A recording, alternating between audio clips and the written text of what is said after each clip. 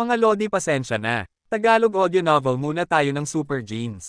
Dito ay mas detalyado ang mga pangyayari kaysa sa manga. Kabanata 71 hanggang Kabanata 80. Kabanata 71. Isang dagat ng mga itim na bubuyog na may sungay ay lumilipad papasok at palabas ng pugad at may hindi bababa sa 10,000 mga ito na nagpuno ng takot kay Hansen at Lu Weinan. Kuya, hindi mo ba talaga balak patayin lahat ng mga bubuyog na ito?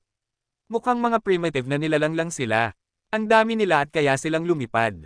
Mahihirapan tayong makatakas ng ligtas, sabi ni Lu Weinan na lumunok. Natutuwa si Hansen nang makita ang matataas na matatandang puno at ang mga bulaklak sa lupa. Naisip niya, hindi nagsisinungaling ang poster. May ganitong lugar nga. Matapos manood ng ilang sandali, sinabi ni Hansen kay Lu Weinan, maglakad tayo ng mas malayo.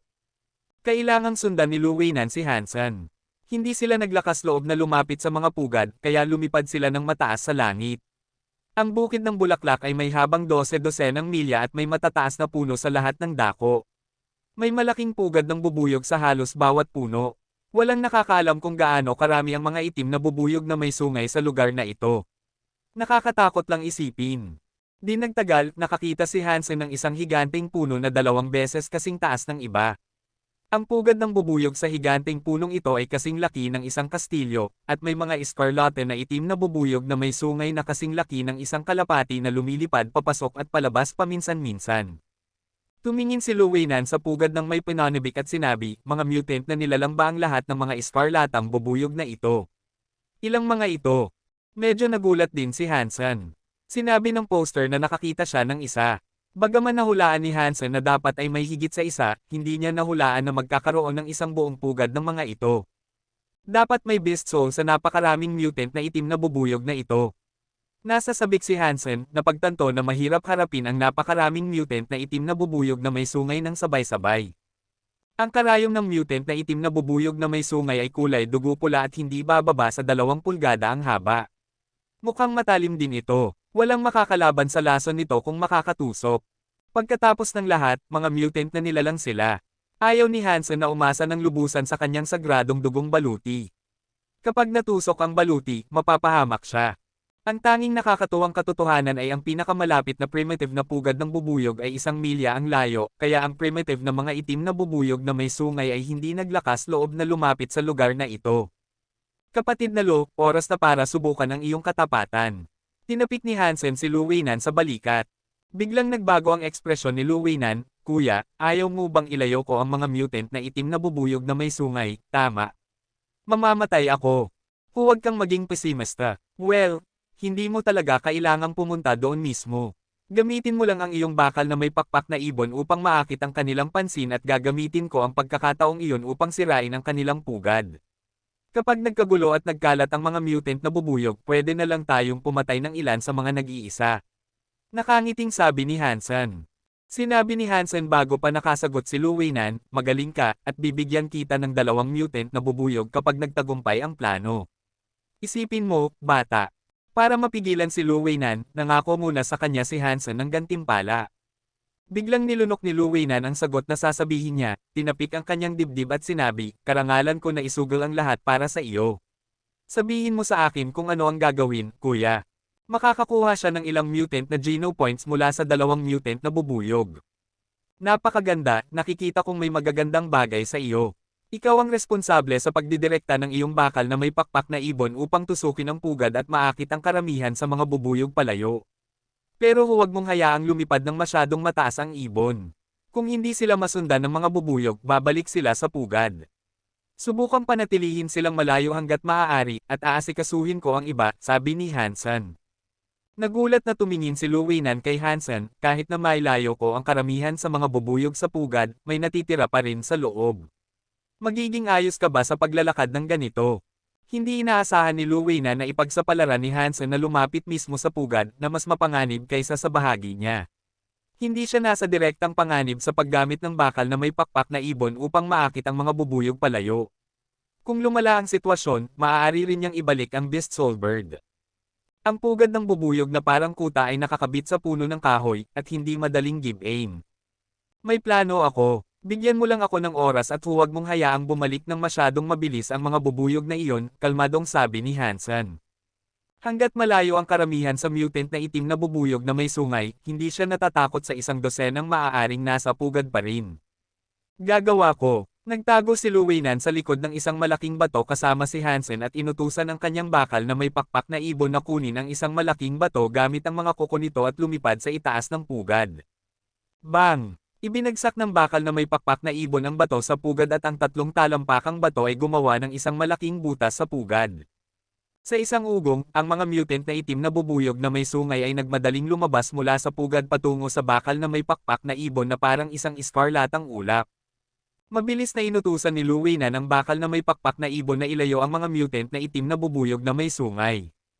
Patuloy na pinagmamasdan ni Hansen ang pugad at nakita niyang halos walang mutant na itim na bubuyog na may sungay sa paligid ng pugad.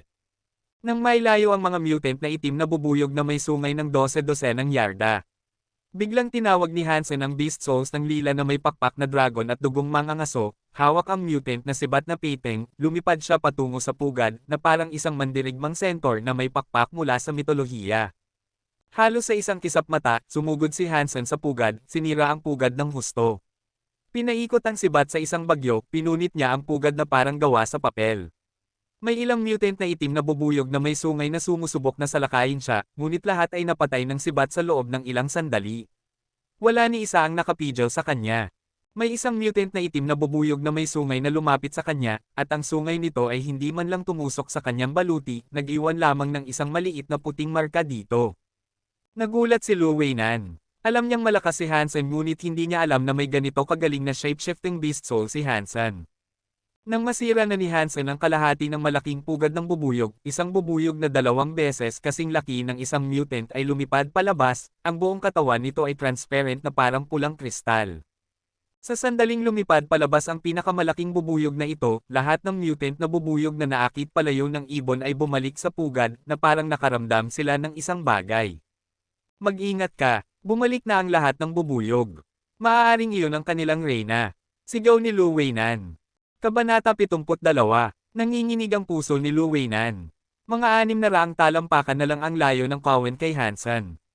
Sa bilis ng mga bubuyog, maibabalik sila sa loob ng ilang segundo. Bukod pa rito, ang reyna ng bubuyog, na maaaring sagrado ang dugo, ay nakatingin kay Hansen. Mapanganib ang kanyang kalagayan. Nakatingin sa lumilipad na reyna ng bubuyog, pinaikit ni Hansen ang kanyang mga mata, umatras at inihagis ang mutant na sibat na piteng dito. Masyadong mabilis ang reyna at nakaiwas sa sibat sa isang maikling distansya. Habang nagdadalamati si Luweinan sa pagkatalo, ang marilag na gintong figure ni Hansen ay sumugod upang harapin ang reyna, pinaghahagupit ang isang kumikinang na katana sa reyna ng bubuyog. Napakabilis ng katana na kahit ang reyna ng bubuyog na sagrado ang dugo ay hindi makaiwas dito at naputulan sa kalahati ni Hansen. Sagradong dugong itim na bubuyog na may sungay ang napatay. Walang nakuha na beast soul. Kainin ang karne nito upang makakuha ng 0 hanggang 10 sagradong geno points ng random. Gamit ang kahangahangang tinig na iyon, si Hansen ay sumugod sa kalangitan ng walang anumang pag-aatubili. Hinabol ng Cowen si Hansen sa kalangitan, ngunit hindi nila ito naabutan o lumipad ng mas mataas kaysa sa kalahating milya sa itaas ng lupa. Maganda ang pag-ikot ni Hansen at gumawa ng isang malaking bilog bago siya bumalik sa tabi ni Luweinan. Napahanga si Luweinan. Mula sa pagsira sa pugad ng bubuyog hanggang sa pagpatay sa reyna hanggang sa pag-alis sa Cowen, ang mga galaw ni Hansen ay napakakinang at malinis na para bang nanunood siya ng action movie. Galing, talagang galing. Binigyan ni Luweinan si Hansen ng thumbs up. Taos puso siya. Normal lang sa akin. Tumawa si Hansen ngunit nanatili ang kanyang mga mata sa Cowen. Wala siyang oras upang kunin ang katawan ng reyna ng bubuyog, ngunit ayos lang. Nasira ang pugad at napatay ang reyna. Ang mga bubuyog na ito ay dadaan sa isang magulong yugto na magiging pinakamagandang pagkakataon ni Hansen. Tunay nga, matapos makatanggap ng malalaking suntok, ang Cowen ay naging isang gulo. Maraming mutant na itim na bubuyog na may sungay ang umalis sa Cowen. Patuloy mong guluhin ang Cowen gamit ang iyong bakal na may pakpak na ibon, at mangangaso ako ng mga nag-iisang itim na bubuyog na may sungay. Iwinagayway ni Hansen ang kanyang mga pakpak at lumapit sa isang mutant na itim na bubuyog na may sungay na lumilipad palayo sa Cowen. Kahit na natapos na ang kanyang oras ng pagbabagong anyo, nagawa pa rin ni Hansen na gamitin ang Blade Storm gamit ang Shirei Katana upang patayin ang mutant na itim na bubuyog na may sungay. Ngayon lang niya napatay ang sagradong dugong itim na bubuyog na may sungay gamit ang isang suntok dahil ginamit niya ang lakas ng Blade Storm upang putulin ang mahina nitong baywang. Mutant na itim na bubuyog na may sungay ang napatay. Walang nakuha na Beast Soul. Kainin ang karne nito upang makakuha ng 0 hanggang 10 mutant na Geno Points ng random. Kahit na wala pa siyang nakuha na Beast Soul, hindi nababahala si Hansen dahil mayroong hindi bababa sa libu-libong mutant na itim na bubuyog na may sungay dito at tiyak na makakakuha siya ng Beast Soul sa lalong madaling panahon. Pagkuha sa mga patay na itim na bubuyog na may sungay, diretso itong ibinigay ni Hansen kay Lu Weinan. Ayaw niyang maabala sa paghahanda ng katawan. Dahil ang mga itim na bubuyog na may sungay ay may lason, ang mga bahagi lamang ng katawan ang nakakain at ang iba pa ay kailangang alisin. Bagaman hindi ito mahirap, medyo nakakapagod ito. Patuloy na lumipad si Hansen upang pumatay ng higit pang mga nag-iisang itim na bubuyog na may sungay. Sa pakikipagtulungan kay Lo, higit sa 20 itim na bubuyog na may sungay ang napanghuli ni Hansen sa isang araw. Ang tanging sayang lang ay hindi pa rin nakakakuha si Hansen ng Beast Soul. Hindi nagmamadali si Hansen. Ang bakal na may pakpak na ibon ay patuloy na ginugulo ang mga bubuyog na nagpapahirap sa kanila na muling itayo ang kanilang pugad. Ang dalawang lalaki ay may sapat na oras upang mangaso. Sa loob ng ilang araw, nangangaso si Hansen ng mga mutant na itim na bubuyog na may sungay. Sa ika-4 na araw, sa wakas ay narinig niya ang tinig na nagsasabi, mutant na itim na bubuyog na may sungay ang napatay. Beast Soul ng mutant na itim na bubuyog na may sungay ang nakuha. Kainin ang karne nito upang makakuha ng 0 hanggang 10 mutant na Geno Points ng random. Sa wakas, naisip ni Hansen ng may tuwa, bagaman hindi ito ipinakita sa kanyang mukha o tinawag ang Beast Soul ng itim na bubuyog na may sungay. Ayaw niyang makita ng iba si Dollar na nagpapaputok ng mga pana at sa gayon ay i-connecte si Hansen kay Dollar. Ang mga mutant na itim na bubuyog na may sungay na ito ay sapat na. Hindi na rin natin kaya pang dalhin pa. Sa ika-5 araw, halos 80 mutant na itim na bubuyog na may sungay ang napanghuli ni Hansen. Binigyan ni Hansen si Lu Weinan ng 2 mutant na itim na bubuyog na may sungay na ipinangako niya. Ginamit ni Lo ang ibon upang akitin ang kawan ng maraming beses at maayos ang ginawa niya. Labis na nasiyahan si Hansen. Magaling! Tumanggaw si Lu Weinan, pinagsisisihan na hindi humingi ng higit pang mutant na itim na bubuyog na may sungay. 12 ng mga ito ang mayroon si Hansen at 2 lang ang nakuha niya. Ngunit kahit na ganoon, ito ay isang mahusay na paglalakbay, mas mahusay kaysa sa kanyang sariling nakuha sa Dark Swamp. Gamitin ang bakal na may pakpak na ibon upang palayasin ang mga bubuyog ng isang beses pa at kukunin ko ang katawan ng Reyna, sabi ni Hansen. Mabilis na tumango si Lu Weinan, at kinuha ni Hansen ang 2 bahagi ng Reyna ng bubuyog. Nakainggit na pinanood ni Lu si Hansen na inilalagay ang katawan. Hindi alam kung sagrado ang dugo ng Reyna ng bubuyog, hinahangad pa rin niya ito. Mabilis na inihanda ni Hen Senador ang karne ng Reyna ng bubuyog, inalis ang mga nakal-alasong at hindi nakakain na bahagi at gumawa ng isang palayok ng sabaw. Nang kainin ito, narinig ni Hansen ang tinig ng 4 na beses. Sagradong dugong karne ng itim na bubuyog na may sungay ang nakain. Isang sagradong Geno Point ang nakuha. Sagradong dugong karne ng itim na bubuyog na may sungay ang nakain. Isang sagradong Geno Point ang nakuha. Ang Reyna ng itim na bubuyog na may sungay ay nag-ambag ng 4 pang sagradong Geno Points. Ito na ang katapusan ng ating pakikipagtulungan. Mag-ingat ka, kinuha ni Hansen ang kanyang sariling mutant na itim na bubuyog na may sungay at tumayo upang umalis. Sa mga araw na ito ay kumain siya ng maraming mutant na itim na bubuyog na may sungay at ngayon ay may 47 mutant na Geno Points na. Gamit ang 4 pang sagradong Geno Points mula sa Reyna, ang kanyang sagradong Geno Points ay 29 na ngayon. Ito ay isang mabungang paglalakbay at ngayon ay kailangan niyang ihanda ang mga patay na mutant na itim na bubuyog na may sungay na mayroon siya at ipagpalit ito sa pera. Kuya, pwede ba tayong magpatuloy na makipagtulungan? Susunod ako sa iyong pamumuno. Walang tanong. Mabilis na tumayo si Lu Weinan at nagsabi. Nakatikim na siya ng tamis mula sa pakikipagtulungang ito at nagtitiwala rin kay Hansen. Hindi siya kailanman magdurusa ng pagkalugi sa pakikipagtulungan sa ganoong tao. Nakatingin kay Lu Weinan, nag-isip si Hansen at nagsabi, wala akong gaanong oras upang mangaso ng sama-sama. Kung mag-recruit ako ng mga tao upang sumama sa akin, magtatalian ako ng isang piraso ng tela na may pangalan ko dito sa baluktot na puno sa kanlurang bahagi ng Steel Armor Shelter. Kung interesado kang lumahok, pumunta ka lang sa Zephyr Valley at hintayin mo ako. Kuya, hindi mo pa sinabi sa akin kung ano ang pangalan mo. Mabilis na tanong ni Lu Weinan. Bumalik ka at pumunta sa Skynet. Malalaman mo. Ngumiti si Hansen, kinuha ang kanyang sariling pakete at lumipad palayo. Kabanata 73. Umuwi si Hansen sa Steel Armor Shelter, umaasang magkakaroon ng problema mula kay Chin Zuan dahil siya ay nawala sa loob ng maraming araw. Gayunpaman, hindi niya nakita si Chin Zuan kahit saan. Hindi lamang si Chin Zuan, halos wala ng tao sa mga kalye. Ang buong Steel Armor Shelter ay tila walang laman.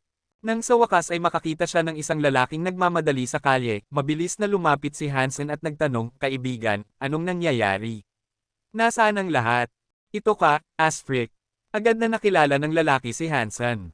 Pinahid ni Hansen ang kanyang sariling ilong, "Kaibigan, maaari mo bang sabihin sa akin kung saan pumunta ang lahat?" Napakamahiyain ng lalaki. Ngumiti siya at sinabi kay Hansen, "Saan pa sila pupunta?" "Sa martial ring, syempre." Nagsimula na ang martial arts contest ngayong taon. Ang mga tao ay nag-uusap tungkol dito sa God Sanctuary at sa lahat ng mga planeta sa Alliance. Hindi mo ba alam ito? Medyo nagkasakit ako kamakailan at halos hindi ko naabutan ang ganitong mahusay na kaganapan. Maaari pa bang magparehistro ngayon? Tanong ni Hansen. Haha, tiyak na nagtatago ka mula kay Son of Heaven, ngumiti ang lalaki. Magsimula ka na, umabot ka pa. Maraming salamat sa impormasyon, nagpasalamat si Hansen sa lalaki at mabilis na bumalik sa kanyang silid. Itinatago ang pakete na puno ng mga mutant na itim na bubuyog na may sungay, nagmadali siyang pumunta sa martial ring sa shelter. Walang duda na ang martial ring ang pinaka-magnificent na gusali sa shelter. Mukha itong Colosseum sa Roma at kayang tumanggap ng hindi bababa sa 100,000 tao. Ang kaibahan sa Colosseum ay ito ay itinayo gamit ang metal na nagbigay dito ng hitsurang tila isang bakal na halimaw. Tumakbo si Hansen patungo sa isang gate ng martial ring. May gate bawat 60 talampakan sa paligid ng bilog na martial ring at bawat isa sa mga ito ay maaaring gamitin upang makapasok sa ring. Ngayon, halos lahat ng tao sa Steel Armor Shelter ay nasa martial ring na. Pumili si Hansen ng gate ng sapalaran at inilagay ang kanyang palad sa metal na gate kung saan biglang lumitaw ang isang serye ng mga numero. 88,888. Nagulat si Hansen at pagkatapos ay napagtanto na ito ay dapat ang kanyang code dahil siya ang dapat na 88,888 na tao na pumasok sa martial ring. Ang martial arts contest ay inayos din ayon sa mga codes na ito. Tanging ang mga unang pumasok sa martial ring ang bibigyan ng numerong ito. Kaya sa susunod na pagkakataon na pumasok siya, wala nang ibang numero. Habang bumukas ang metal na gate, pumasok si Hansen sa isang daan na parang tunnel. Nang lumabas siya, nasa isang venue siyang mas malaki pa sa lugar kung saan ginanap ang Olympics. Puno ng tao ang mga stands. Sa itaas ng ring ay lumulutang ang isang malaking kristal na steel na puno ng mga grupo ng codes. Mayroong 100 code sa bawat grupo na nangangahulugang ang mga 100 tao na ito ay nakaayos sa parehong laban. Natutunan ni Hansen sa paaralan na ang martial arts contest sa bawat shelter ay automatikong nagpapatakbo at hindi makikialam ang tao rito.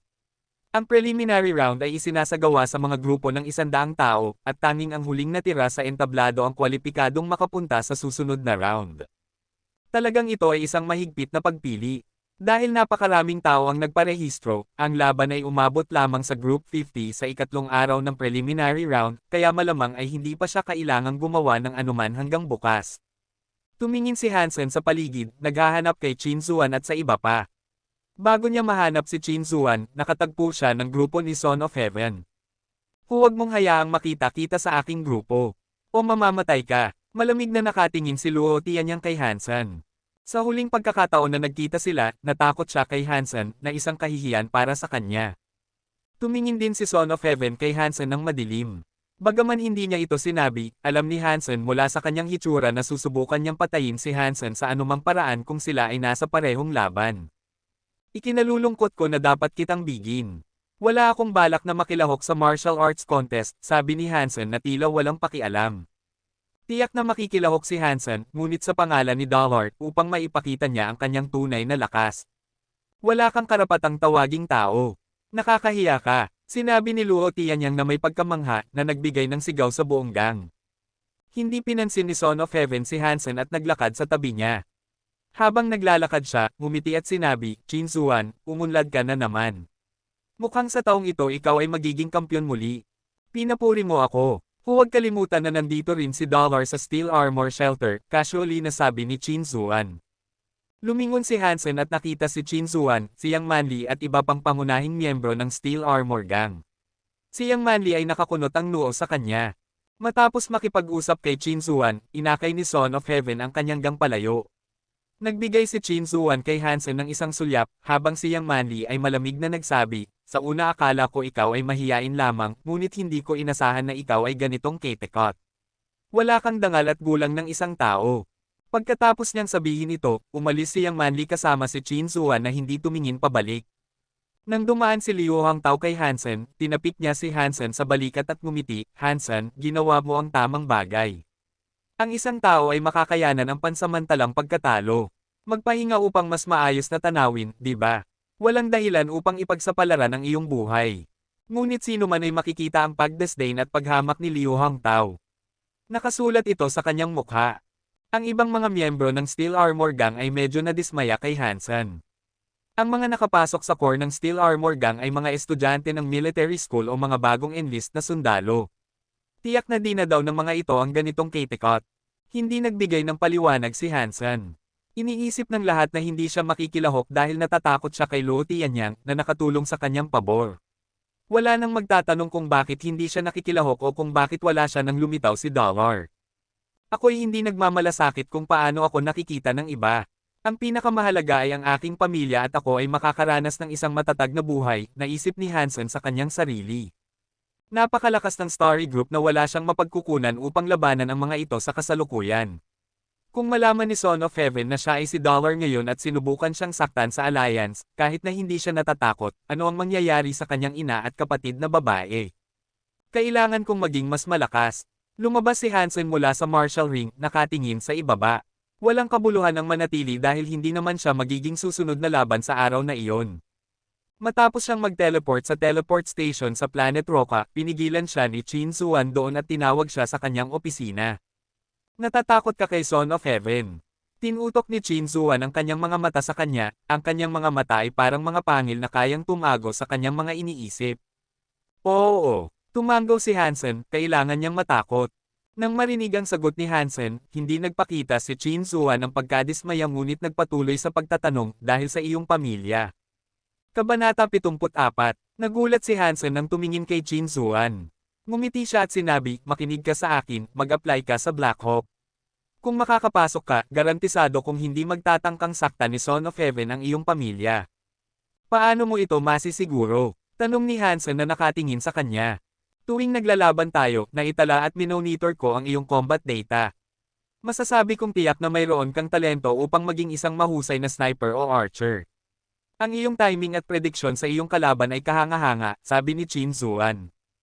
Hindi nagsalita si Hansen. Hindi ito ang mga papuri na nais niyang marinig. Sa Army, bukod sa pagiging station master, ako rin ay responsable sa pagbuo ng isang espesyal na squad. Sa tingin ko, kailangan kita. Basta sumali ka sa squad, makakakuha ng proteksyon ng iyong pamilya mula sa militar. Masasabi ko sa iyo na kung magiging miyembro ka ng squad, hindi makakagamit ng anumang labag sa batas si Son of Heaven upang saktan ang iyong pamilya, sabi ni Chin Zuan. Ngunit ang prerequisite ay kailangan mong makapasok sa Black Hawk. Doon ko lang mairerekomenda na sumali ka sa squad. Hindi agad sumagot si Hansen kay Chin Zuan, kundi nag-isip ng kaunti.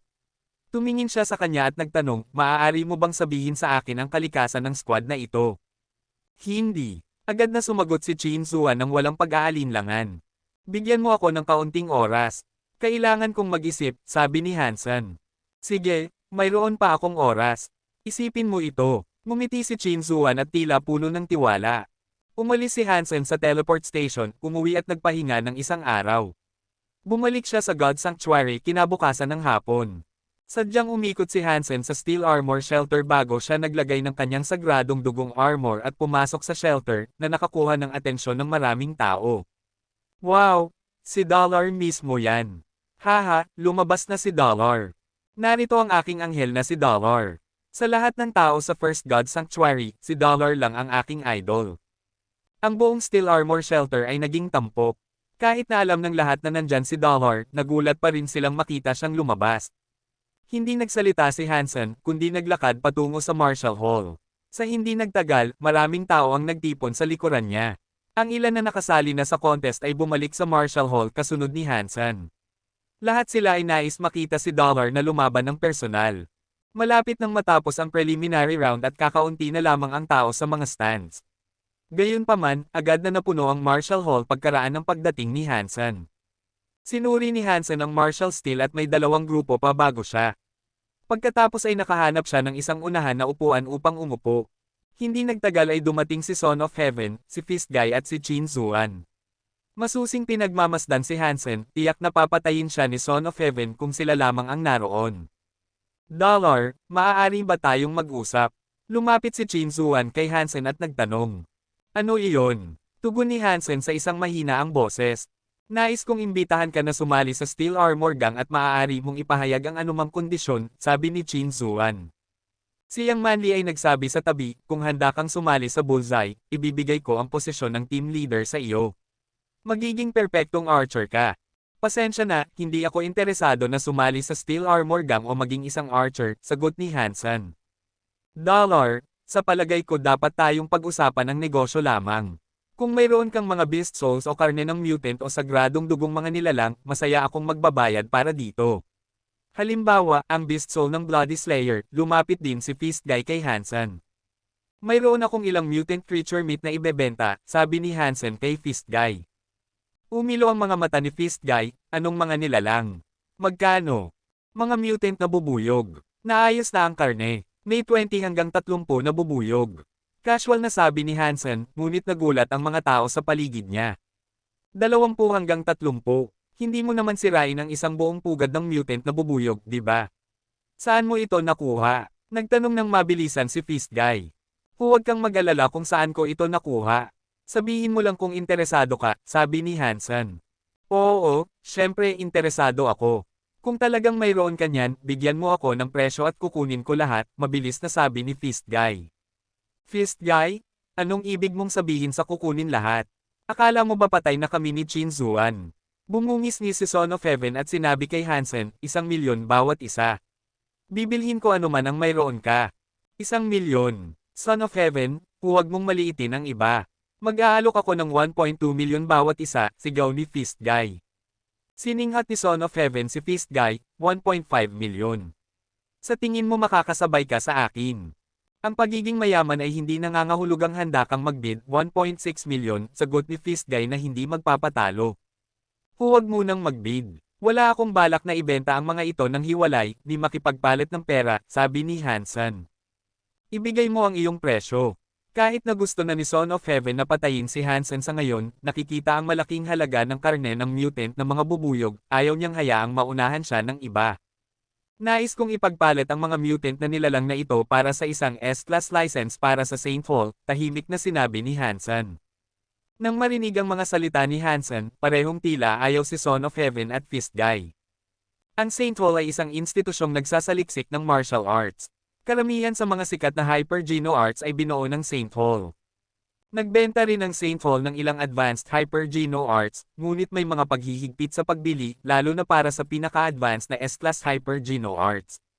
Ang mga ordinaryong tao ay hindi karapat-dapat bumili kahit na mayroon silang pera. Nais ni Hansen na bumili ng isang advanced Hyper Geno Art para sa kanyang ina at kapatid na babae upang mag-aral, dahil ayaw niyang ipakita ang Jad Esken sa sinuman bago niya malaman kung saan nagmula ang Hyper Geno Art na ito. Napakataas ng iyong presyo. Bibilhin ko lahat ng iyong mutant na nilalang sa 2 milyon bawat isa. Dagdag pa, bibitawan ko ang ating mga naunang alitan, sabi ni Son of Heaven, nakatingin kay Hansen. Sorry, wala akong ibang nais kundi ang S-Class license para sa Saint Hall. Maaari mong pag-isipan ito. Tumayo si Hansen at naglakad patungo sa entablado. Panahon na ng kanilang grupo. Habang pinapanood si Hansen na papalapit, nakaramdam ng sama ng loob ang iba sa grupo dahil alam nilang imposibleng makapasok sila sa preliminary round ngayon na andyan si Dollar. Kabanata 75. Huwag kang matakot, nag-iisa si Dollar at maaari tayong magsanib puwersa upang alisin siya muna, sabi ng isang batang lalaki na nakasuot ng gear. Tama, alisin natin ang Little Angel muna. May isang tao na tumingin kay Hansen na may kasakiman, na tila siya ay tinitingnan na parang isang hubad na babae. Haha, Dollar. Isa akong malaking tagahanga, kaya susubukan kong maging maingat sa iyo. Dollar, huwag kang tumakas, tanggapin mo ang aking suntok. Biglang halos 100 tao sa entablado ang lahat ay sumugod kay Hansen habang sumisigaw ng walang tigil. #T. Ano ba ito? Hindi ba dapat ang mga tagahanga ko ang nagpoprotekta sa akin imbes na binubugbog ako, naisip ni Hansen na puno ng hinanakit. Bagaman mukhang nakakatakot ang mga taong ito, wala silang ginamit na anumang armas. Walang sino man ang nagtatangkang makipagsapalaran sa isang desperadong laban kay Hansen. Sa katunayan, ang mga mas malalakas na tao ay nakapagparehistro ng maaga. Ang mga naghihintay na magparehistro sa oras na ito ay malamang na mahihina o bago lang sa God's Sanctuary. Wala ring ginamit na armas si Hansen. Nakita ang kamao ng unang tao na halos nasa kanyang mukha, bahagyang gumalaw si Hansen at nakaiwas sa suntok. Gamit ang kanyang kamay na parang kutsilyo, umatake si Hansen pabalik gamit ang Blade Storm. Wala nang oras para makapag-react ang lalaki bago siya naputol sa likod ng kanyang leeg at bumagsak diretso sa lupa. Gumagalaw si Hansen na parang hangin, mabilis na pinapakita ang kanyang kamay na parang kutsilyo. Halos palagi niyang natatanggal ang kalaban sa isang suntok lamang. Saan man siya pumunta, ang mga tao ay nahahadya sa kanilang mga paa at para bang ang eksena ay pagkatapos ng isang buhawi. Ang pinakamagandang bagay tungkol sa pag-aaral ng Ghost Hunt ay ngayon ay alam ni Hansen ang iba't ibang aspeto ng katawan ng tao. Kahit na hindi niya ginamit ang Ghost Hunt, nagawa pa rin niyang gamitin ang Blade Storm ng naaangkop upang walang sino man ang seryosong nasaktan kapag sila ay natalo. Habang pinapanood ang halos 100 kalaban na napapatay ni Hansen, maraming ngiti at pinili nilang umatras pagkabalik sa kanilang mga paa. Si Dollar ay hindi pangkaraniwan. Dollar aking anghel, ang ganda mo. Nais kong ipanganak ang iyong mga anak, Dollar. Sa mga stands, ang mga tagapanood ay sumisigaw sa kasiyahan. Nang huling kalaban ay umalis sa entablado, masaya si Hansen sa kanyang sarili habang kumakaway sa mga tagapanood. Naisip niya, mukhang mayroon din akong potensyal na maging isang bituin. Dapat ko bang sabihin bigyan mo ako ng 10 panglaban, ngayon? Nako, ano ang 10 sa akin? Naipanalong ko na ang 100. Automatikong nakapasok si Hansen sa susunod na round. Nang lumabas siya mula sa Marshall Hall, nakita niya ang ilang mga batang babae na tumatakbo sa kanya, nag-aalok ng isang panulat. Tinanong nila sa bahagyang nanginginig na mga boses, Dollar, maaari bang makuha ang iyong lagda? Napahinto si Hansen dahil hindi niya ito inaasahan. Sa kabutihang palad, tumagal lamang siya ng 1 segundo bago niya kinuha ang panulat at sumang-ayon. Ngunit sa susunod na segundo, nahiyang si Hansen. Ang mga batang babae ay nagbigay lamang sa kanya ng isang panulat, ngunit walang ibinigay na papel. Saan siya pipirma? Saan ako pipirma? Tanong ni Hansen sa isang mahina ang boses. Dollar, maaari mo bang pirmahan dito? Isang matabang batang babae ang nagangat ng kanyang dibdib, iniunat ang kanyang blouse. Si Hansen ay isang batang lalaki lamang, at halos damyugo ang kanyang ilong mula sa tanaw. Sa pagtutok sa Jad-eske ng lihim, pinakalma niya ang kanyang sarili at pinirmahan ang Dollar sa makitid na damit ng batang babae. Dollar, Dollar, pirmahan dito. Mas marami pang batang babae ang sumisiksik, nag-aagawan. Ang ilan ay nagangat pa ng kanilang mga puwit upang mapirmahan siya. Matapos ang ilang pirma, lumingon si Hansen at nakita ang kanyang sarili na napapaligiran ng isang karamihan.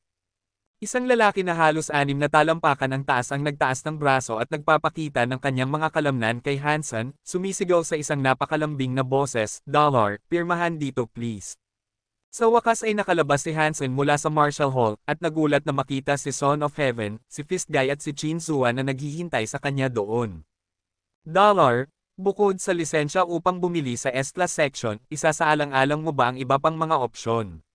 Maaari kong ipagpalit ang mga mutant beast souls at ilang pera sa iyo, sabi ni Fist Guy. Pasensya na, hindi ko isasaalang-alang ang iba pa, sagot ni Hansen. Si Son of Heaven ay nakatayo sa tabi at hindi nagsasalita. Bagaman mayroon siya ng nais ni Hansen, ayaw niyang ipagpalit ito para sa karne ng mutant na nilalang. Kung ito ay sagradong dugong nilalang, maaaring iba. Dollar, kung mayroon kang 30 mutant creatures, gagawin ko ang kasunduan sa iyo. Paano mo gustong ipagpatuloy? Tanong ni Chin Zuan. Kung nagtitiwala ka sa akin, maaari mong ipasa sa akin ang lisensya at ipapadala ko sa iyo ang mga kalakal sa ibang pagkakataon. Kung hindi, maaari tayong magtakda ng oras ng pribado upang makipagkalakalan ng personal, sagot ni Hansen. Okay, magtakda tayo ng oras pagkatapos. Kailangan ko ng kaunting oras upang makuha ang S-Class Purchase License para sa iyo, sabi ni Chin Zuan. Mahusay, tumango si Hansen. Pagkatapos ay pag-usapan natin ito habang pauwi. Maingat na hiniling ni Chin Zuan sa kanyang gang na linisin ang daan para kay Hansen. Matapos ang pagkakasunduan kay Chin Zuan, si Hansen ay nasa labas na ng Steel Armor Shelter. Nagpasalamat siya kay Chin Zuan, tinawag ang mga pakpak upang lumipad patungo sa bundok at hindi nagtagal ay nawala. Walang pag-aalinlangan si Hansen sa kakayahan ni Chin Zuan na makakuha ng S-Class license. Sa wakas, ang Saint Hall ay semi-military. Sa kanyang malalim na background sa militar, dapat madali lamang para sa kanya na makakuha ng lisensya.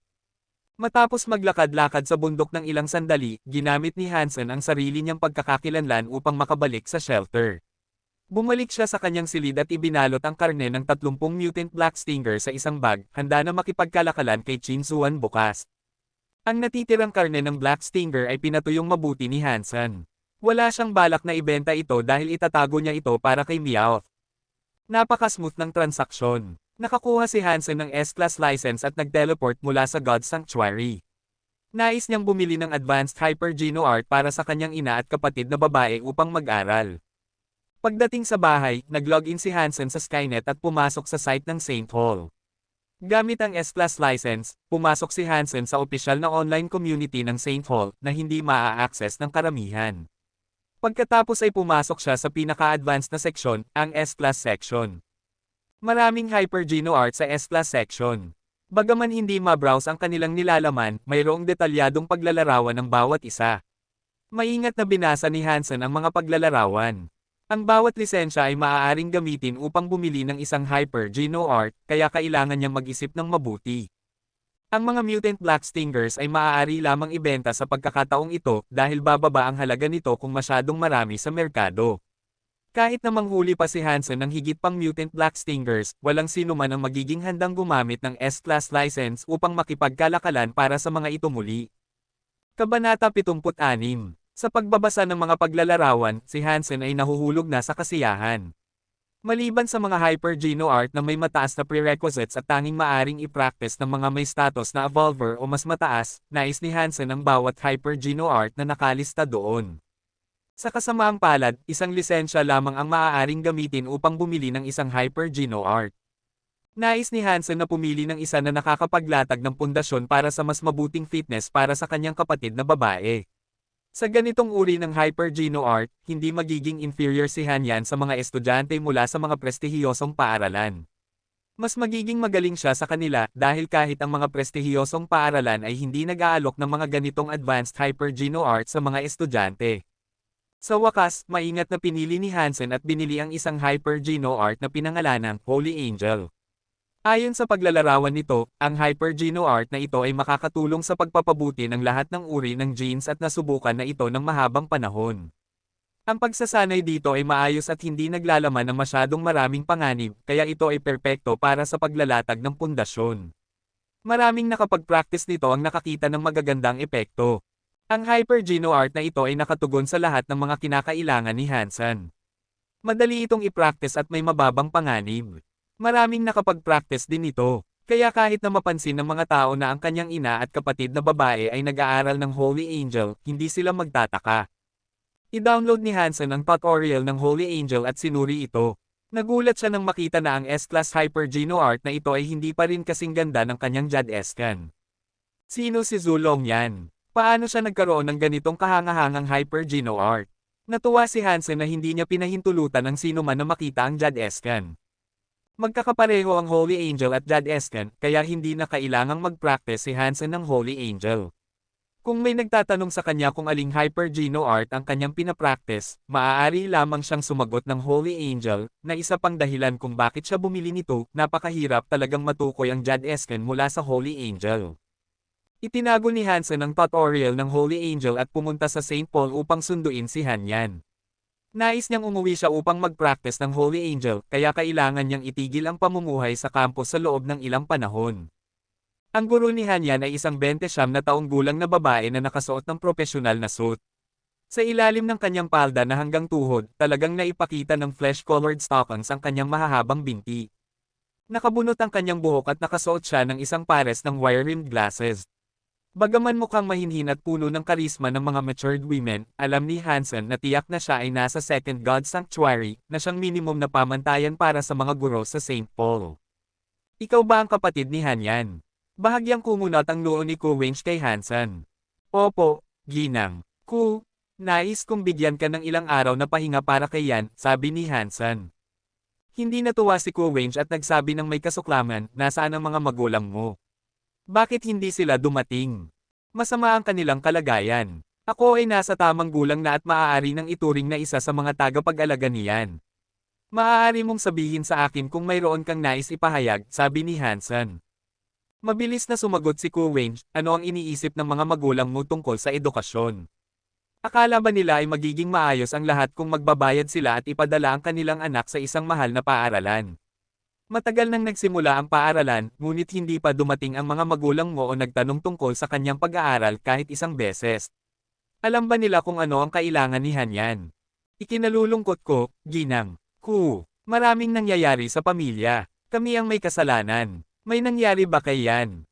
Nag-aalala si Hansen. Nang inig ang kanyang ulo, si Kuwench ay nagsabi na may kaunting hinanakit, ayos lang si Hanyan. Siya ay isang talentadong bata at mas magiging maganda ang kanyang resulta kung siya ay makakagamit ng advanced nutrient solutions at pangangalaga. Ngayon, gumagamit lamang siya ng isang ordinaryong nutrient solution package at wala siyang assigned physician na nakaapekto sa kanyang mga grado. Dahil ipinadala siya ng mga magulang mo sa St. Paul, papayagan ba nilang mangyari ito para lang makatipid? Ang mga pamilyang kayang magbayad ng tuition sa St. Paul ay tiyak na may mga 10 o 10 milyon sa kanilang mga account. Hindi naisip ni Kuwench na maaaring kulang sa pera si Hansen. Alam ni Hansen kung ano ang sinasabi niya. Ang mga nutrient solutions ay hindi makakapagpabuti ng mga genes tulad ng karne ng mga nilalang sa God's Sanctuary, ngunit maibigay nito ang lahat ng nutrients na kinakailangan ng katawan ng tao. Sa ganitong paraan, maaari din nitong mapabuti ang fitness ng isang tao kahit na hindi kasing laki ng epekto ng karne. Mas mataas ang antas ng nutrient solution, mas maraming benepisyo ang maibibigay nito sa pag-aaral at katawan. Gumamit si Hansen ng ilan nang siya ay bata pa, ngunit nang bumagsak ang kanyang pamilya, kinailangan niyang huminto. Ang isang physician ay isang tao na responsable sa pag-aalaga ng katawan ng isang estudyante. Kung may mangyaring aksidente sa proseso ng pag-aaral, ang physician ay agad na mag-aalaga sa katawan ng estudyante at gagamit ng mga siyentipikong pamamaraan upang mapanatili ang estudyante sa kanyang pinakamahusay na kondisyon. Ang parehong pagbili ng nutrient solutions at pagkuha ng physician ay magastos. Ang ilang milyon na ibinigay ni Hansen kay Luo Sulen ay sapat lang upang maipadala si Hanyan sa St. Paul, kaya ang nutrient solution package na binili nila para sa kanya ay ang pinakamurang uri na nagkakahalaga lamang ng 100,000 bawat buwan. Kaya't hindi maganda ang resulta. Ang physician at mga kagamitan sa pag-aalaga na ginagamit ni Hanyan ay mga shared na gamit sa paaralan. Ginang, tama ka. Bibilhan namin si Hanyan ng Premium Nutrient Solution Package sa susunod na buwan at mangyaring italaga din siya ng isang magandang physician, sabi ni Hansen. Medyo nasiyahan si Kuwench sa sagot ni Hansen, tumango at nagsabi, iyan ang higit na nararapat. Kahit na mas mahal, siyan ay isang kahangahangang bata, kaya sayang naman kung hindi mo siya mapalakas ng mabuti. Ngayon, ang ginagamit niya ay mas mababa pa kaysa sa lahat ng kanyang kaklase, ngunit mayroon pa rin siyang magagandang grado na nagpapatunay sa kanyang talento. Tumigil si Kuwench at sinabi, kung maaari, mag-isip ng paraan upang bilhan siya ng Advanced Hyper-Geno Art. Ang ibinibigay dito ay masyadong basic, kaya maaaring hindi limited ang resulta. Sige, ginang. Mag-iisip ako ng paraan. Ngayon ay nagsimula ng maniwala si Hansen na talagang iniisip ni Kuwench na espesyal si Hanyan. Ang paghikayat kay Yan na mag-practice ng Advanced Hyper-Geno Art ay hindi makakabuti sa guro, habang maaari siyang kumita ng referral fee mula sa pagrekomenda ng nutrient solutions at mga physician. Ang pinakamahal na nutrient solution package ay nagkakahalaga ng 1 milyon bawat buwan, ang senior physician kasama ang profesional na kagamitan ay magastos ng ilang daang libo bawat buwan. Wala pang pera si Hansen noon, ngunit ngayon ay maaari na siyang kumita ng marami. Siyempre nais niyang makuha ang pinakamainam para sa kanyang kapatid na babae. Itinago ni Kuwench ang kanyang mga bagay at tumayo, pero na. Dapat ay malapit nang matapos ang klase niyan. Sunduin natin siya at isasakay kita pa uwi. Sabi ni Hansen na hindi na kailangan, ngunit malinaw na itinuturing siya ni Kuwench na isang teenager. Napasigla si Hanyan nang makita si Hansen, ngunit naisip niyang magbigay ng magalang na bati sa kanyang guro bago siya tumakbo sa mga bisig ng kanyang kapatid. Hawak si Hanyan sa kanyang mga bisig, sinundan ni Hansen si Ko Wench palabas ng paaralan. Sa gate ng paaralan, nakita niya ang dalawang pamilyar na tao na kumakawe sa kanila. Kabanata 77. Isa sa mga pamilyar na mukha ay si Fang Jingqi. Hindi na nakita ni Hansen si Fang mula nang maglaro sila ng Red Hands at nagulat siyang makita siya dito ngayon. Tungkol sa isa pang tao, parang nakilala na niya ito dati, ngunit ang lalaki ay nakasuot ng mataas na kwelyo na windbreaker, isang sombrero at isang pares ng oversized sunglasses, na nagpapahirap kay Hansen na malaman kung sino siya. Ang lalaking nakasuot ng sunglasses ay kumakawe sa kanila, ngunit agad na napagtanto ni Hansen na hindi siya kumakawe sa kanya, kundi kay Ko Wench. Paglabas ni Hansen at Ko Wench sa gate ng paaralan, nilapitan sila ni Fang Jingqi at ng kanyang kaibigan. Agad na nagsimula ang lalaking nakasuot ng sunglasses na makipag-usap kay Ko Wench. Mukhang magkaibigan na sila. Kakaunti ang ngiti ni Fang Jingqi kay Hansen. Hansen, hindi ko inasahan na makikita kita dito. Sino ang magandang batang ito? Siya ang kapatid kong si Hanyan, dumating ako para sunduin siya. Hayaan ko kayong mag-usap, sabi ni Hansen. Hindi ka ba sumakay sa eroplano? Hayaan mong isakay kita, sabi ni Ko Wench nang makita niyang umaalis si Hansen patungo sa maglev station kasama si Hanyan sa kanyang mga bisig. Parang ayaw mo, napakawalang galang ng mga magulang mo. Hindi itinuturing ni Ko Wench si Hansen bilang isang adulto. Sa katunayan, siya ay halos 12 taong gulang at mukhang mas bata kaysa sa isang lalaki. Makakasama ka at siya na kumain muna, at isasakay kita pa uwi pagkatapos. Bilang guro, si Ko Wench ay isang awtoridad, at ayaw niyang tanggapin ang hindi. Hansen, dahil sinabi na ni Ginang. Ko ito, sumama ka na sa amin sa pagkain. Lahat tayo ay mga kaibigan, di ba? Ngumiti si Fang Jingqi at nagbigay ng payo. Mukhang bigla siyang nagkaroon ng ideya. Sa totoo lang, hindi natatanggihan ni Hansen dahil nakuha na ni Ko Wench siyan at naglakad patungo sa kanyang eroplano. Ang lalaking nakasuot ng sunglasses ay tila medyo hindi masaya, ngunit hindi siya naglakas loob na ipakita ito sa harap ni Ko. Si Hansen at si Hanyan ay nasa eroplano ni Ko, habang ang lalaking nakasuot ng sunglasses ay nasa eroplano ni Fang. Sa sandaling umupo siya, tinanong ng lalaking nakasuot ng sunglasses si Fang Jingqi, Jingqi, sino yung batang iyon? Bakit sobrang pinapansin siya ni Wench? Yung batang iyon ay isang boy toy na gusto ng maraming babae. Marahil ay gusto rin siya ni Wench, sabi ni Fang Jingqi na may seryosong mukha. Jingqi, ang Roka ay basically iyong planeta. Naghihintay ka lang na makita si Wench na nahuhulog sa kanyang mga bisig. Tanong ng lalaking nakasuot ng sunglasses. Sa pag-iisip tungkol sa hitsura ni Hansen, sumang-ayon siya na mas maganda ang kutis nito kaysa sa maraming babae at naniwala sa sinabi ni Fang Jingqi. Sa totoo lang, maganda lang ang kutis ni Hansen dahil sa kanyang pagsasanay sa Jadescan. Ano ang magagawa ko tungkol dito? Pareho silang mga consensual adults, kaya hindi ko talaga matutokso ang batang iyon para dito. Natatakot ako na hindi rin ako papayagan ni Wench, sabi ni Fang Jingqi na tumalikod. Napakamahina mo. Hintayin mong makita kung paano kita takutin ng hindi talaga nasasaktan, sabi ng lalaking nakasuot ng sunglasses habang nagnanakaw ang kanyang mga labi. Inalis niya ang kanyang sunglasses at nagkataon na siya si Tang Shenleo, ang panglima sa 10 chosen noong nakaraang taon. Magandang, tingnan natin kung paano mo ito gagawin, sabi ni Fang Jingqi na may mga mapanlikhang sparkle sa kanyang mga mata. Naisip niya, bata, nagbigay ka sa akin ng maraming problema nitong mga araw na ito. Hayaan kitang magdusa ng kaunti upang maibsan ang aking galit. Si Hansen ay isang formidable na kalaban at makikita natin kung paano ka natatakot sa kanya.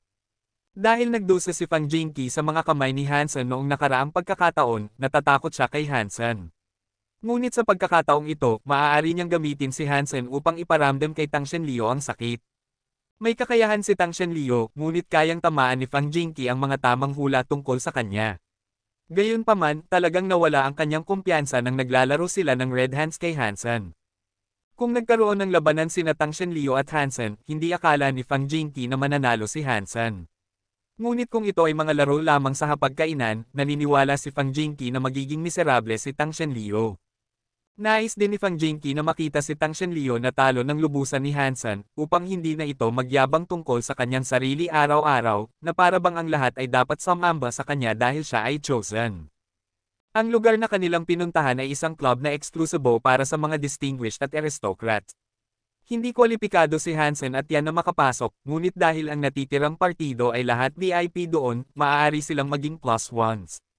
Sa loob ng pribadong silid, inalis ni Tang Shenleo ang kanyang sunglasses at sombrero, ngumiti at iniabot ang kanyang kamay kay Hansen. Hindi ko pa naipapakilala ang aking sarili. Ang pangalan ko ay Tang Shenleo. Sa kanyang pag-iisip habang ngumiti, narito na si Tang Shenleo ang bituin. Dapat ay naguluhan ka sa aking pangalan. Magiging maganda kung ikaw at ang iyong kapatid ay mga tagahanga ko at humingi ng aking lagda. Ang pangalan ko ay Hansen. Ni hindi pinansin ni Hansen ang kanyang kamay at sinabi ng walang labis na interes. Nakilala niya si Tang Shenleo, ngunit hindi siya talaga interesado sa mga bituin. Palagi siyang abala sa paghahanap buhay at walang oras upang mangalap ng impormasyon tungkol sa mga bituin. Iyon ang dahilan kung bakit hindi siya nagulat sa mga bituin. Naramdaman ni Tang Shenleo na naguguluhan. Kahit na hindi tagahanga si Hansen, dapat ay may mas malaking reaksyon siya kaysa doon. Ngunit tila parang nakita lamang niya ang isang tao sa daan. Alien ba siya? Hindi niya alam ako. Ako, si Tang Shenleo. Nais ni Tang na hawakan si Hansen at sabihin muli ang kanyang pangalan. Ang tanging dahilan kung bakit hindi niya ito ginagawa ay dahil kay Ku Wench na nakaupo sa mesa.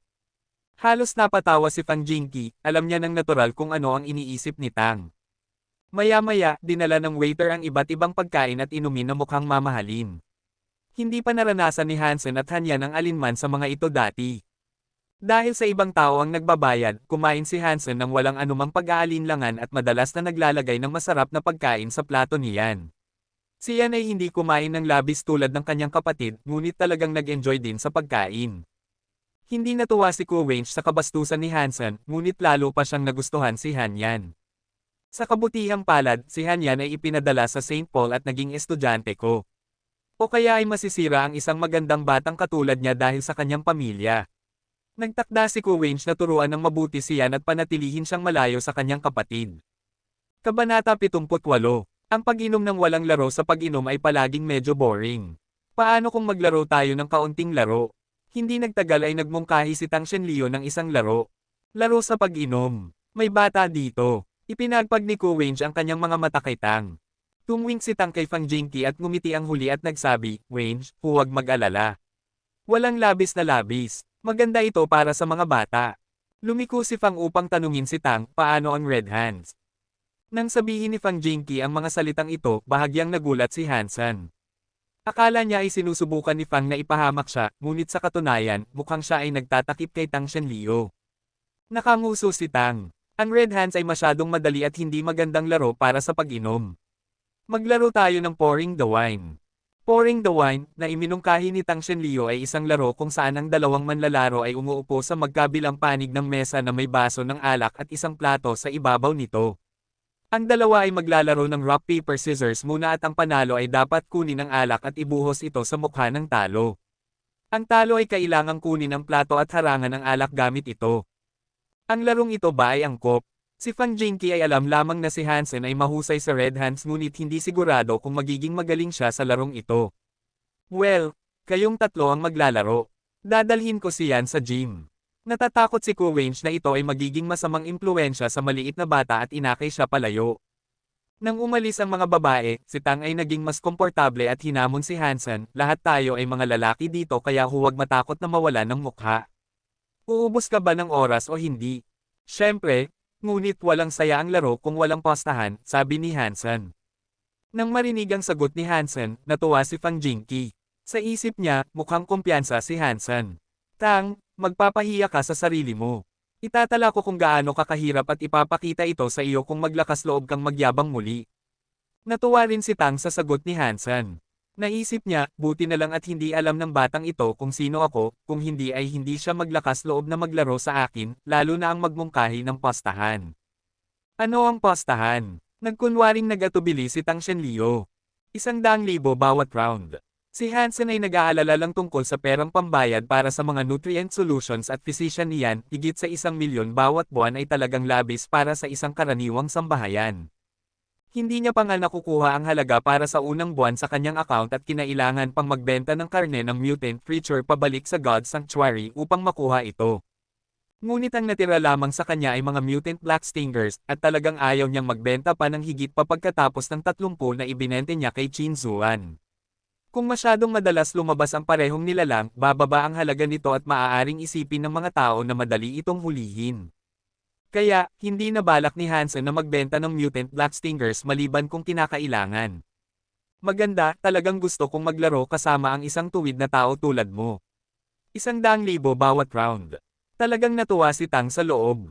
Iniisip niya na hindi sapat na ibuhos lamang ang alak sa mukha ni Hansen at nagkataon na nag-alok ang bata ng pera. Maghihintay ka ng 10,000 taon bago ka manalo ng pera mula sa akin. Ako ang hari ng rock paper scissors at kaya kong manalo ng 9 na beses sa 10 round. Maghihintay ako upang makita kang umiyak. Nais ni Tang na bigyan si Hansen ng banner bilang isang mahusay na mamamayan. Napakabait niya na nag-alok si Tang ng parehong kanyang mukha at pitaka. Agad na napagpasyahan ng tatlo ang mga patakaran, ang pagkapanalo sa rock paper scissors ay hindi ituturing na panalo sa round, ang panalo ay dapat ding matagumpay na ibuhos ang alak sa mukha ng kalaban. Maari na kayong magsimula, sobrang hindi ako mahusay sa rock paper scissors, kaya magmamasid na lang ako.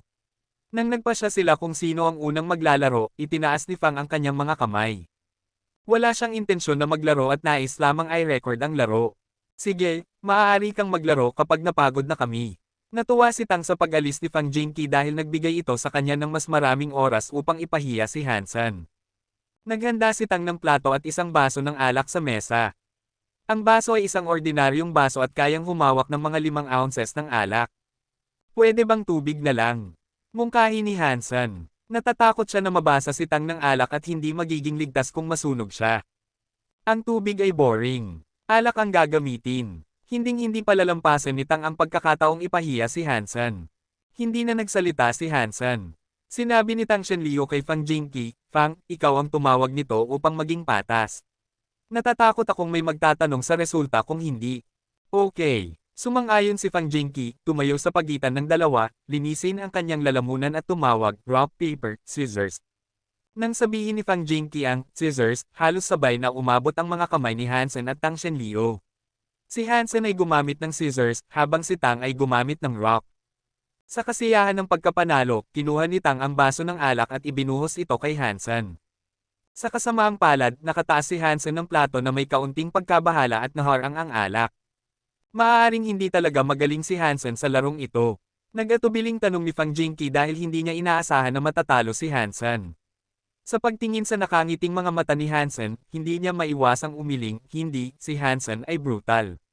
Sinusubukan lang niyang makakuha ng higit pa kay Tang.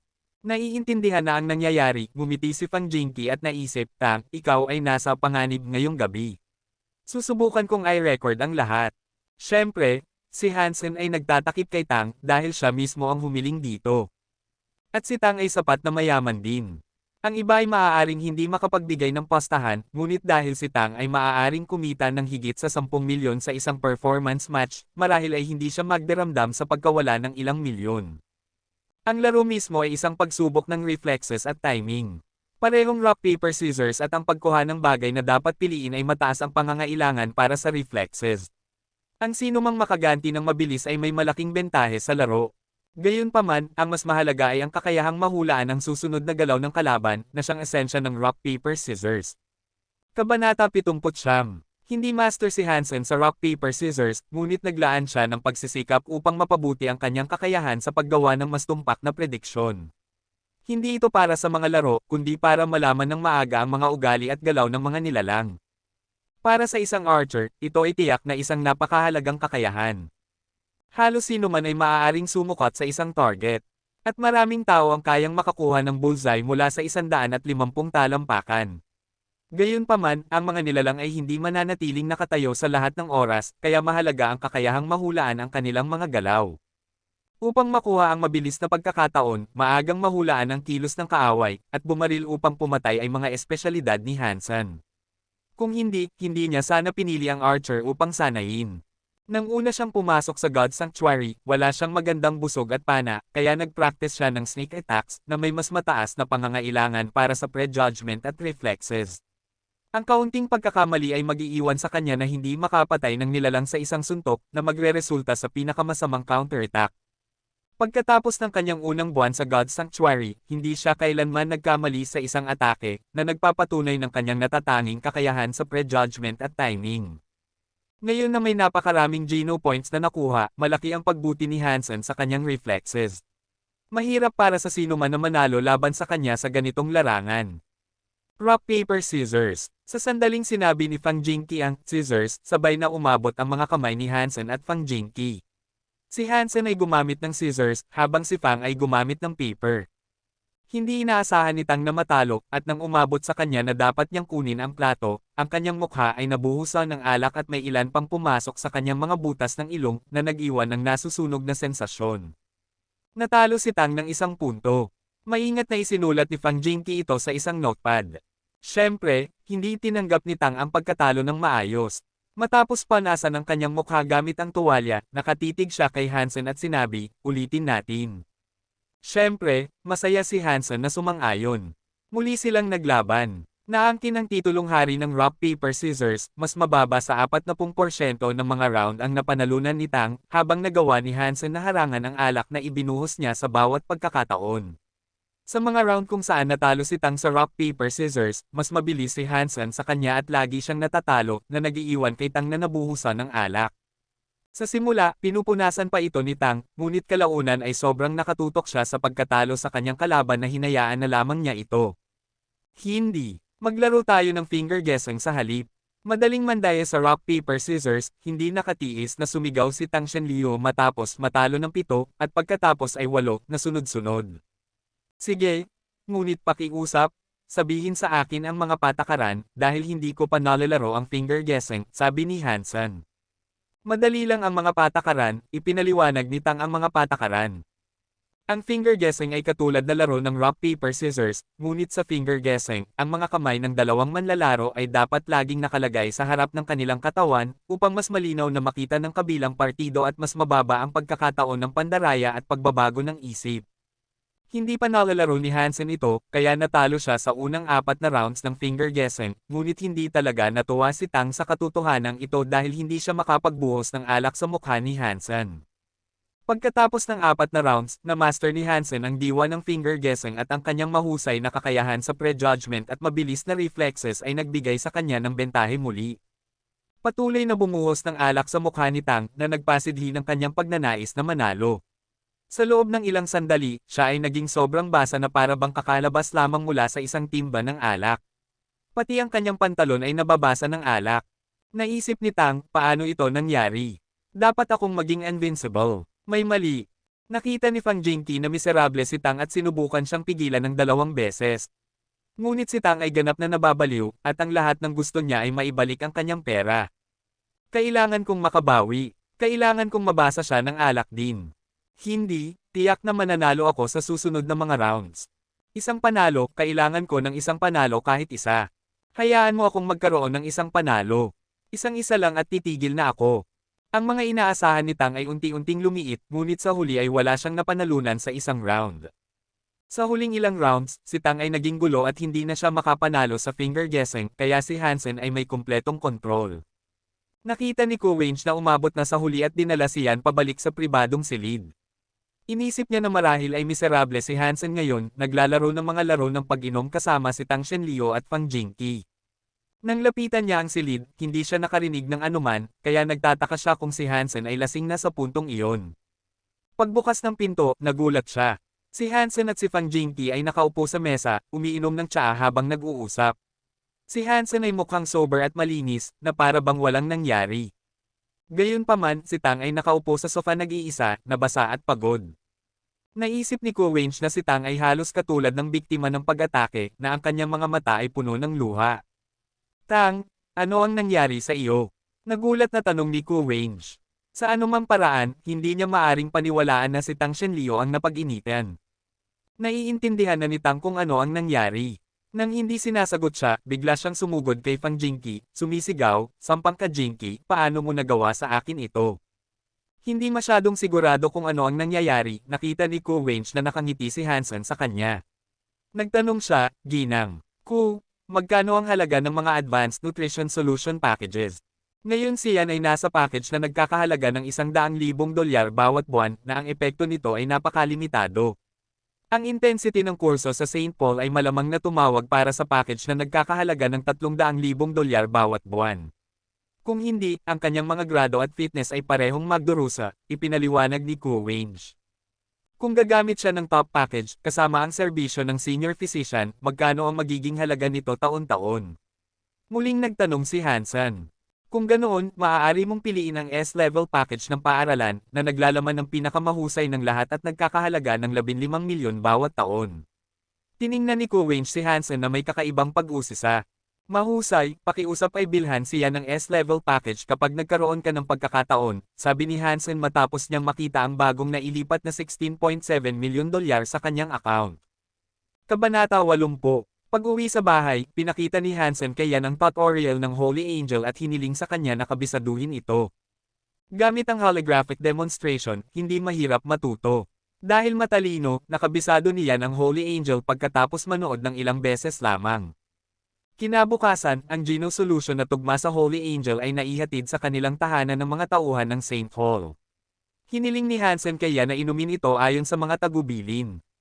Dahil ang pagsasanay ng mga Hyper-Geno Arts ay maaaring magdulot ng pasanin sa katawan ng isang tao at ang bawat Hyper-Geno Art ay may iba't ibang epekto, ang karamihan sa mga Hyper-Geno Arts ay kailangang sanayin kasabay ng paggamit ng kaukulang Geno solution. Ang isang S-Class Hyper-Geno Art ay karaniwang may 3 bote ng Geno solution, kaya maaari itong sanayin ng hanggang 3 tao. Kung ang matching Geno solution ay hindi ginamit, ang St. Paul ay magiging libre mula sa anumang obligasyon at medical bills kung may mangyaring aksidente sa panahon ng pagsasanay. Bago ito, hindi alam ni Hansen kung paano gumagana ang mga advanced Hyper-Geno Arts, kaya't nagpapasalamat siya na matagumpay niyang nasanay ang Jad-escan. Yan, ang Hyper-Geno Art na ito ay ang sikreto ng ating pamilya. Huwag mong ipaalam sa iba, okay? Hindi sinabi ni Hansen kay Yan ang pangalang Holy Angel. Seryosong tumango si Hanyan, hindi sasabihin ni Yan sa kahit sino na nag-aaral ako ng Hyper-Geno Art na ibinigay sa akin ng aking kapatid. Magandang bata, kung makatagpo ka ng panganib at may magtatanong sa iyo kung aling Hyper-Geno Art ang iyong pinapractice, sabihin mo sa kanya na hindi mo alam at itinuro ito sa iyo ng iyong kapatid, sabi ni Hansen.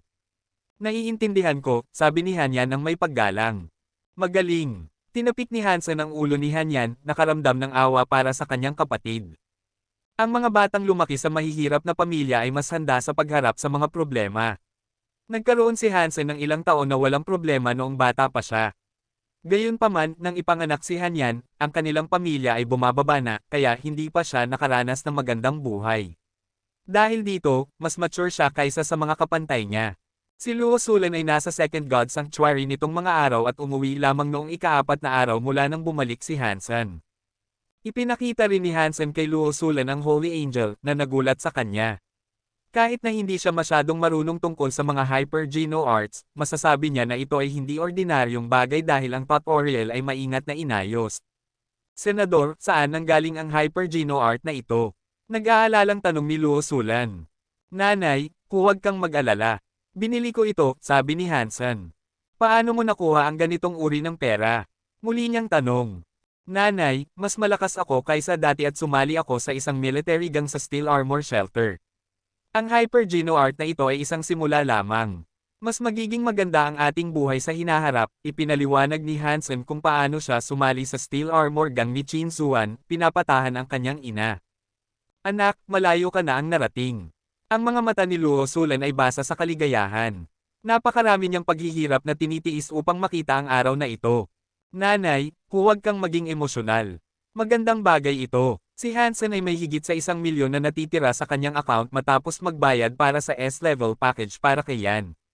Ibinigay niya ito sa kanyang ina at sinabi, ito ang kinita ko sa God Sanctuary kamakailan. Nanay, maaari mo itong gamitin para sa pang-araw-araw na gastos. Kunin mo na ito. Kailangan mo ang pera, tumangging kunin ito ni Luo Sulan.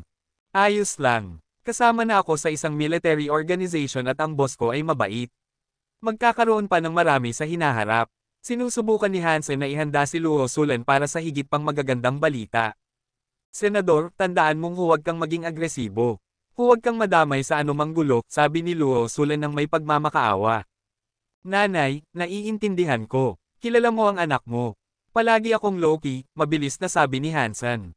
Maganda, maganda. Tungkol sa Hyper-Geno Art, pinasimulan mo na siyan, tama.